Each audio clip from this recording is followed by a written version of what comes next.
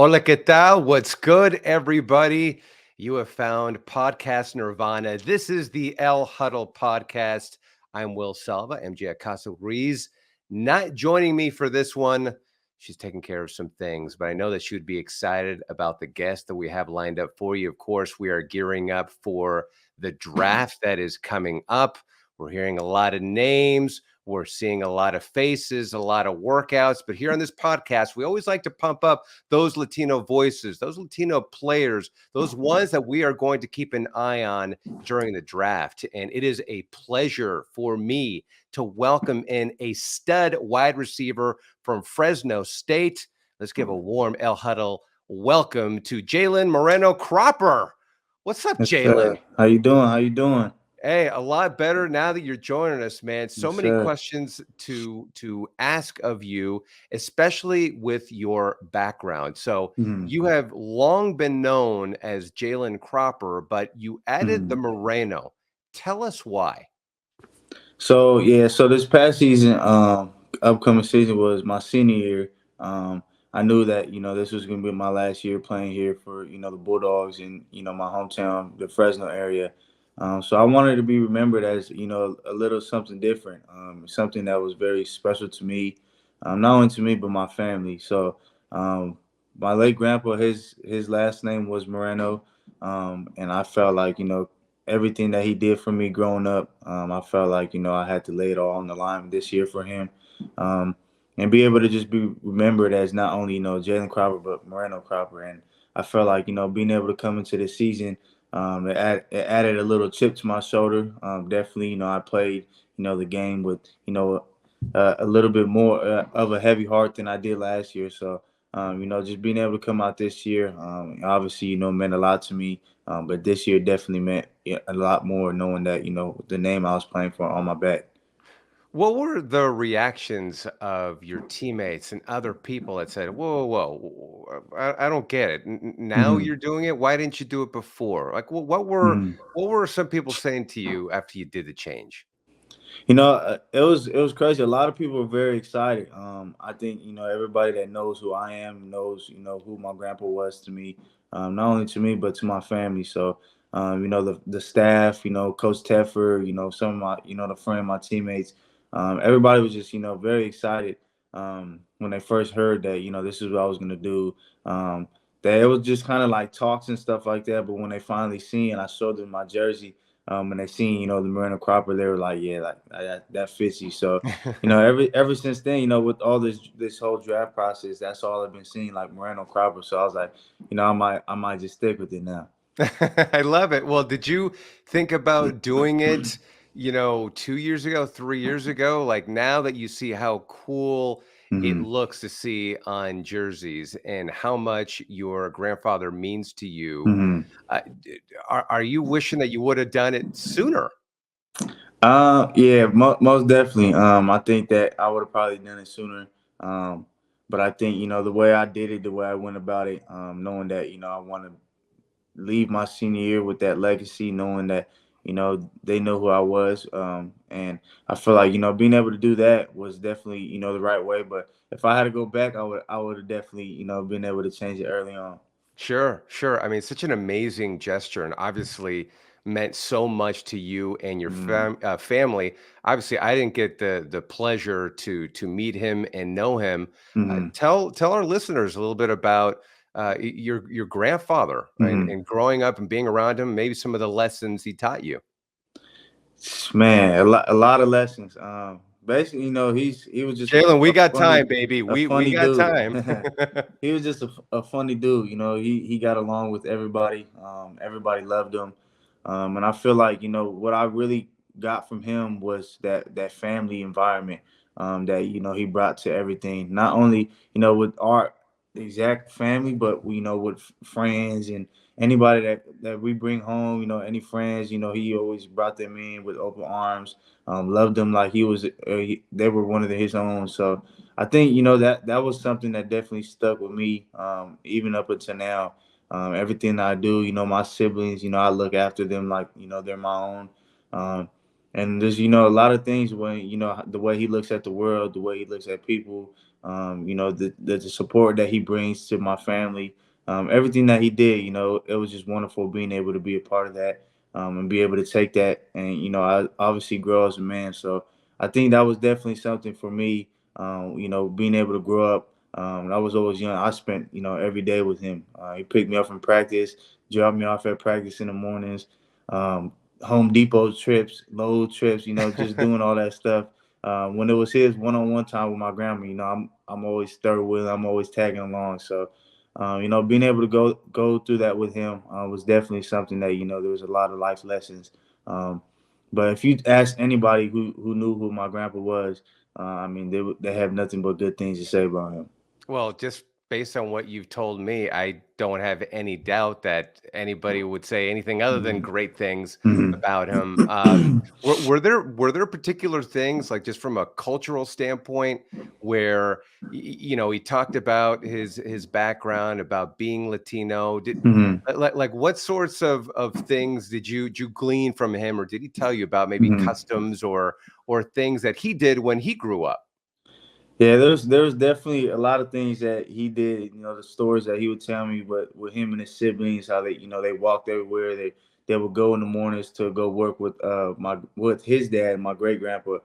They would go out there work in the fields all day, come home, eat. You know, and it was kind of like the same routine. So I think you just hearing that stuff, and you know, from a Latino background, you see the work ethic that they bring, and I feel like, you know, everything that he did, you know, he worked very hard for it, to, you know, be able to provide food for our family, to provide, you know, shelter, a roof over our heads, and everything he did, you know, he did it with his best effort. And you know, it wasn't only him. You can tell that, you know, in the Latino culture, this is very, you know, very similar to how everybody's mindset is, and it's always, you know, work for everything you have. And I feel like that was definitely something that, you know, I took from him, because, you know, obviously going to a smaller school like Fresno State, you know, you work a little bit hard, but everything that you do, you know, you understand the work that you have to put into to get to the places that you want to do, to, you know, achieve the goals that you have. Obviously, Fresno has a big Latino community Hmm. there. What did they think when you did the name change, and how did they embrace you even more than they Hmm. probably did? Yeah, it was definitely cool seeing, you know, all the little the things that the fans would say. You know, I would read like Twitter posts of people saying, you know, Jalen Cropper, and then you'll see like fans know it's Moreno Cropper. So, you know, just seeing little things like that, seeing things like, you know, people going around and actually remembering, you know, uh, talking to me, you know, oh, that's Moreno Cropper, like things like that. When you hear those things, That's it's like, cool. okay, like they approve of this, you know, they like what, you know, what's going on.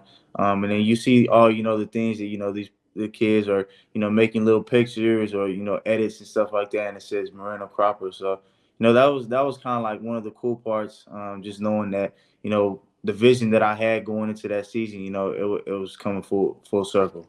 Well, do you feel like the weight of that in some sense, because you have the name and then everything that comes with it? Do you feel Hmm. like a little extra pressure, or it's not even that? It just feels like it's a natural thing, and that's just something Hmm. that's guiding me. I would definitely say, you know, it's kind of like a natural thing. I don't think it ever brought, you know, too much pressure upon me. I think it was very, you know, everything that I did, you know, I've always moved, you know, knowing that whatever the decisions I make, you know, it's gonna affect my family. So I think, you know, just moving with knowing that now it's not, you know, just my dad's side of the family. Now it's, you know, the Moreno side of the family. So knowing, Mhm. you know, I'm standing for a lot more now. Knowing that, you know, I had the last name of my grandpa on my back, on his family, and you know, everybody that knows that last name. So there's a lot of people around here, with this. You know, I have a lot of family out here, a lot of Sure. family in Texas, that, you know, that's where my grandpa grew up. So, you know, just knowing that, you know, this I have a lot of family everywhere, and the support of everybody, that was definitely something that really helped me a lot. Now we talk on this podcast a lot, MJ and I, about, you know, los abuelos or la abuelita, Hmm. or growing up and taking part in the food, right? Hmm. That is such a part of our, you know, culture, right? La Yeah. cultura. So, what were some of the dishes that you Hmm. remember growing up and saying, "Yeah, that's my go-to. That's Yeah. my jam." My go-to, man, there's a lot of go-tos. My number one is the number one thing I always ask for. I think when I first got back from Florida, when I was training down in Florida, when I first got back home, the first thing I asked my grandma to make was chile verde enchiladas. That was the Ooh. first thing. That was always been something that if I go to a Mexican restaurant, that's the first thing. I'm not ordering nothing else but that. So that'll definitely be high number one. There's no close second. Wow. So that's the chile verde. That's your thing. That's what That's you my get. thing. Yeah, that's my thing right there. Okay. Okay. And then when you go around to Fresno restaurants, it's Mexican restaurants, Hmm. like what do you order there? Is that it? Same thing. Everywhere I go, it's the same thing. That's always the thing I get. Even like growing up, we had like little fundraisers for the kids for sports and stuff like that. We would always make like chili verde, like the lunch plates. So you Mm. had the rice, you had the beans, you had your flour tortillas or corn tortillas, a drink, and it was always that was something I always had like at least two plates every time we went. Hey man, you're a growing boy, right? I mean, Yeah. I'll have a couple of plates myself. Hmm. So beans and rice. What else do you have in there? Because we've asked our guests before. We had, for example, Malcolm Rodriguez, linebacker for the Lions, and he has a certain particular type of burrito that he eats. And I threw out like in California, especially down in San Diego, Southern California, you've got fries in the burritos. Yeah, What there's what do sometimes you you got the think? fries in there. It depends what kind of fries you put in there. That's really I think that it depends what fries you get in there. There's a place out here. They have the salad fries. And they use like the crinkle cut the fries, and Okay, that was in the probably the only burritos, in the yeah burritos. in the Okay, burritos. So that's probably the only fries that I'll eat in my burrito. but it's not a meal that you would have, say, game day, would it? Um, nah. If I had to choose game day, definitely my enchiladas. You had to have that, right? Yeah, has if I had to choose something for game day, I had to have that. Yeah, yeah. No, that's what it's all about. I mean, you just come from such a cool, unique background. Just from talking to you, it's just Hmm. clear you're so proud of who you are, what you came from, and the Fresno community and how they've Hmm. embraced you. We like keeping an eye on all the players that have Latino heritage in them, and we always like keeping tabs. It's like I Hmm. grew up, my parents were like, "Oh, mira, ese es Latino." And they're going to say the same thing about Hmm. you. Mira, ya está Moreno Cropper, ya está. Hmm. What does that mean to you? That's a big deal that Hmm. we do on this podcast, but I know it's like my parents, they were very much like that. My family, Hmm. MJ's family, parents are like that. I mean, Hmm. it's a big deal, man. Yeah, no, it's definitely a big deal. I think when it really hit me, when that I had went to the swap meet with my grandma, um, and it was a couple of little kids with their families and stuff like that, and they were asking for pictures and stuff like that, and obviously being able to you know understand what they're saying and with my grandma and things like that. It was definitely, like a kind of like a dream come true because, obviously, growing up, you were once that little kid, asking for a picture with somebody or saying, "Mom, look, that's Devontae." So that was Hmm. definitely something, for me that was just like a full circle moment. Obviously, definitely, very, very blessed to just be in this moment, be able to go through this opportunity, be able to have this opportunity. But all those things, all those little things, they definitely add up, and I'm extremely blessed. You know any bit of Spanish, or you just know like the bad words, any of that stuff? No, I know quite a few. I'm able to understand more than I'm able to speak it. Hmm. That was definitely something that my mom grew up. Her first language was Spanish. My grandparents, my grandma. You could tell my grandma. It has Latino in her. Just the way she sounds. But she definitely helped me out a lot. We're definitely so my little brother, we're trying to teach him Spanish right now. My little brother, he's Nice. 4 years old, so hopefully he's able to grow up and do better than me and my other siblings. Hey, but listen, Jalen, you got time, my friend. And then once you're in the league, Hmm. I mean, who knows? I Yeah. mean, would you consider making a trip, say, to Mexico and staying there for like a Hmm. couple of months or doing something like that? Most definitely. I've talked to my grandma about. She's from Guadalajara. So Yeah. I've been, I've talked to them about, being able to go out there and, be able to just see everything, and, be able to see where, she grew up at, where her family's at and things like that. Just, definitely, culture change, but also, being able to go out there and actually see and explore, these different cultures. In Guadalajara, I've been there before. The people incredibly Hmm. nice, very cosmopolitan. Hmm. It's very different, very unlike anything that if somebody has a certain image of Mexico, Hmm. they go there and they say, "Oh wow, okay, wow, look at the vibrancy here." It's Yeah. very, very different. Hmm. What did she tell you about like the upbringing and what it was Hmm. like there? She said she enjoyed it. She said it was definitely different than out here in Fresno area. It's a small town. It's called Parlier. Not too big. A few schools. So that's where I grew up. She said it's kind of similar, but it's not. In terms of everything that's around. She said that growing up, it was kind of like her and her siblings. What they did was all with them. So it was like her. I believe she has 11 siblings.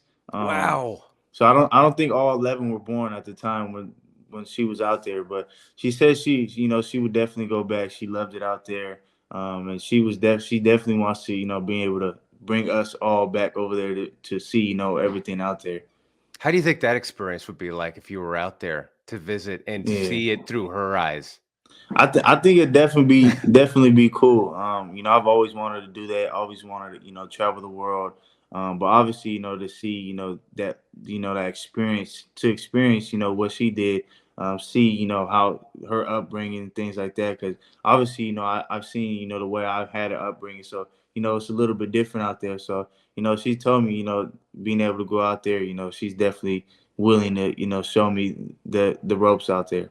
Yeah, well, MJ and I was telling you, it's like we talk about our grandparents or our parents, Hmm. and there's dichos, the Hmm. sayings. What are some of the sayings, if you remember off the top of your head, that your grandmother would say? Anything? Man, she would always so like growing up, she would always because my siblings, and my cousins, everybody like we were always all crazy. So she would always, tell us.